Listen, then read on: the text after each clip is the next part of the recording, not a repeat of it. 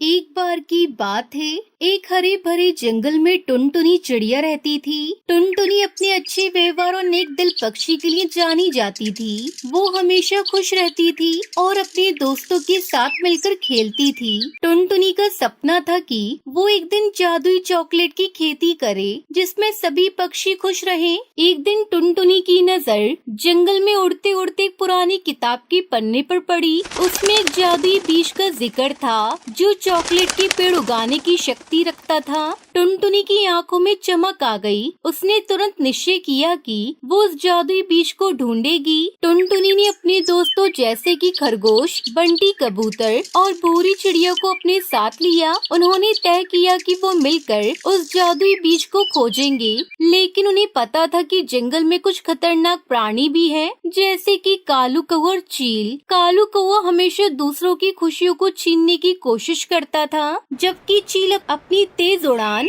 और तेज नजर के लिए जाना जाता था। जब टुनटुनी चिड़िया उसके दोस्त जादुई बीज की खोज में निकले तो कालू कौवा और चील ने उन्हें देख लिया और उन्होंने सोचा, अगर ये टुनटुनी चिड़िया जादुई चॉकलेट की खेती कर लेगी तो हमें खाने के लिए कुछ नहीं बचेगा। हमें इसे किसी भी तरह रोकना होगा।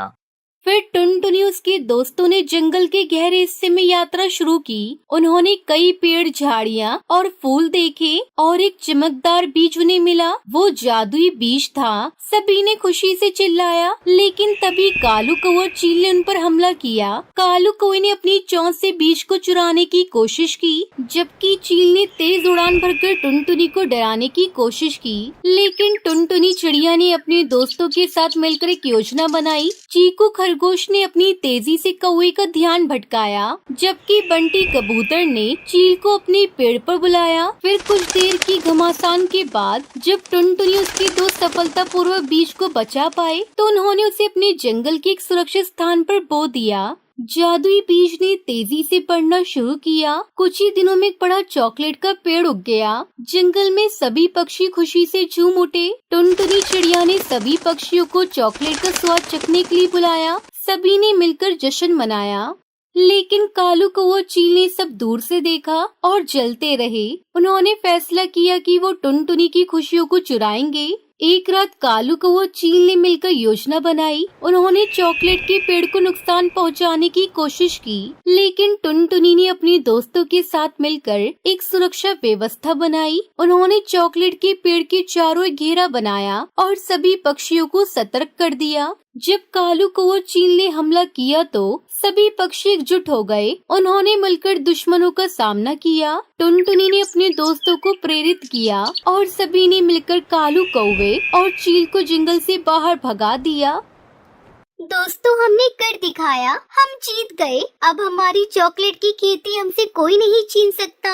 दोस्तों, मैंने सोचा है हम अपने जंगल में एक मेला लगाएंगे जिसमें दूर दूर से हर जंगल के पक्षी आएंगे और उन सब पक्षियों को हम अपनी चॉकलेट चखाएंगे। अगर उन्हें पसंद आ गई तो हम उनसे ऑर्डर लेंगे। इस तरह हम चॉकलेट बेचकर अपनी जिंदगी अच्छे से गुजार सकते हैं। उनकी ये बात सुनकर उसके सभी दोस्तों ने उसका साथ देने का वादा किया। अब जंगल में शांति थी। टुनटुनी उसके दोस्तों ने मिलकर एक बड़ा मेला आयोजित किया। सभी पक्षियों ने चॉकलेट का आनंद लिया और खुशी से झूम उठे और उन्हें बड़े बड़े चॉकलेट के ऑर्डर देने लगे, जिसे पाकर टुनटुनी चिड़िया बहुत खुश थी क्योंकि उसकी मेहनत रंग लाई। फिर टुनटुनी चिड़िया ने अपने दोस्तों के साथ मिलकर सभी को ये सिखाया कि सच्ची दोस्ती और एकता से किसी भी दुश्मन का सामना किया जा सकता है। अब टुनटुनी चिड़िया ने न केवल चॉकलेट की खेती की, बल्कि उसने सभी पक्षियों को एकजुट होकर रहने की सीख सिखाई। कालू कौवा चील ने भी अपनी गलतियों से सीख ली और समझ गए कि खुशी बांटने में है, न कि दूसरों की खुशियों को छीनने में। इस तरह टुनटुनी चिड़िया ने जादुई चॉकलेट की खेती की और जंगल में खुशियों का माहौल बनाया। सबने मिलकर जीने का आनंद लिया और जंगल में प्रेम और एकता का संदेश फैलाया। अब टुनटुनी चिड़िया खुशी खुशी अपनी चॉकलेट की खेती करती है। इस कहानी में टुनटुनी चिड़िया ने अपने दोस्तों के साथ मिलकर न सिर्फ जादुई चॉकलेट की खेती की, बल्कि अपने दुश्मनों को भी समझाया कि असली खुशी बांटने में है। अपनी सहयोग और सच्ची दोस्ती से हर मुश्किल का सामना किया जा सकता है।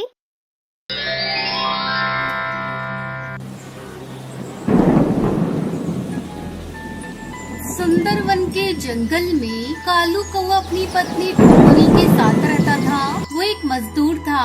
दिन भर काम करने के बाद उसे जो पैसे मिलते थे उसे वो अपने दोस्तों के साथ मिलकर शराब में उड़ा दिया करता था। एक दिन शराब पीकर जब वो घर आया तब टुनटुनी उससे कहती है, क्यों जी, कल तो तुमने कहा था कि तुम शराब को भागी नहीं लगाओगे, लेकिन आज फिर से पी कर आ गए। तुम्हारी एक बेटी भी है, कभी तुमने अपनी बेटी के बारे में सोचा है? जब सुनहरी पैदा हुई थी तब हमने क्या क्या सपने देखे थे उसके लिए। तुम्हें पता है अब मैं फिर से माँ बनने वाली हूँ।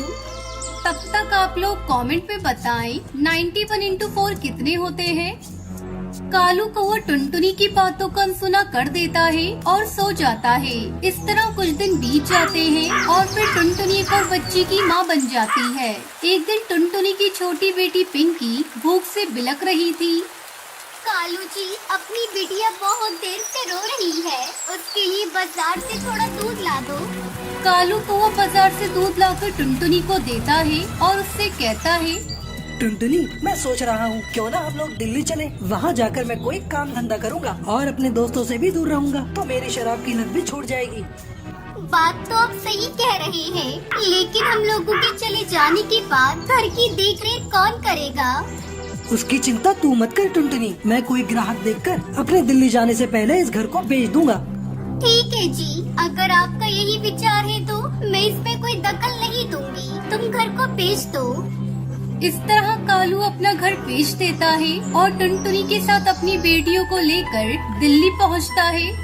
तुम लोगों को भूख लगी होगी, यहीं बैठो, मैं अभी तुम लोगों के लिए भोजन लेकर आता हूँ। इतना कहकर कालू टुनटुनी और बेटियों को वहीं छोड़कर भोजन लेने के लिए चला जाता है। काफी देर तक जब वो वापस नहीं लौटता तब टुनटुनी सोचती है, ऐसा लगता है वो हम लोगों को छोड़कर भाग गए हैं। हे भगवान, अब मैं क्या करूं? अपनी फूल सी बेटियों को लेकर कहाँ जाऊं? मेरे पास में फूटी कौड़ी भी नहीं है। सारा पैसा उन्होंने अपने पास ही रखा था। मैंने तो अपने पति पर भरोसा किया, लेकिन उसने मुझे बहुत बड़ा धोखा दिया है, धोखा। टुनटुनी की दोनों बेटियां भूख से बिलख रही थी। ये सब टुनटुनी से देखा नहीं जा रहा था। वो एक यात्री पक्षी के पास जाती है। माँ जी, क्या मैं आपका सामान उठाकर ट्रेन में रख दूं? टुनटुनी उस यात्री पक्षी का सामान ट्रेन में पहुंचा देती है और उसे 10 रुपए मिलते हैं। पैसे लेकर वो अपनी बेटियों के लिए समोसे खरीद कर लाती है। ये लो मेरी बच्चियों, इन समोसों को खा लो और यहाँ पर बैठना। मैं आज से स्टेशन पर कुली का काम करूँगी और तुम दोनों को पालूंगी। मम्मा, ये समोसा तो बहुत ही स्वादिष्ट है। आप कल फिर से इसे लेकर आना। नहीं पिंकी बेटा, रोज रोज समोसे खाना अच्छी बात नहीं। मैं कल से तुम लोगों के लिए भोजन बना दूंगी। चलो तुम दोनों यहाँ आराम करो, मैं काम पर जा रही हूँ। बेटा सुनहरी, तुम बड़ी हो, तुम पिंकी का ध्यान रखना और यहाँ किसी बच्ची से ज्यादा बातचीत मत करना, क्योंकि हम लोग यहाँ किसी को नहीं जानते।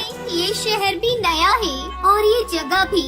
और अगर तुम्हारे पापा आ जाए तो उन्हें बिठाकर यहाँ रखना और उनके साथ इधर उधर मत जाना। टुनटुनी अपनी बेटियों को समझाकर रेलवे स्टेशन से चली जाती है। 2-4 दिन बाद वो एक पेड़ पर अपना घोंसला भी बना लेती है और उसी में अपनी बेटियों के साथ रहने लगती है। कुछ दिन बाद टुनटुनी को ढूंढते हुए कौवा पुलिस आती है और उसे बताती है, कालू तुम्हारा कौन था? जी, वो मेरे पति थे। हम गांव से अपना घर बेचकर शहर में काम की तलाश में आए थे।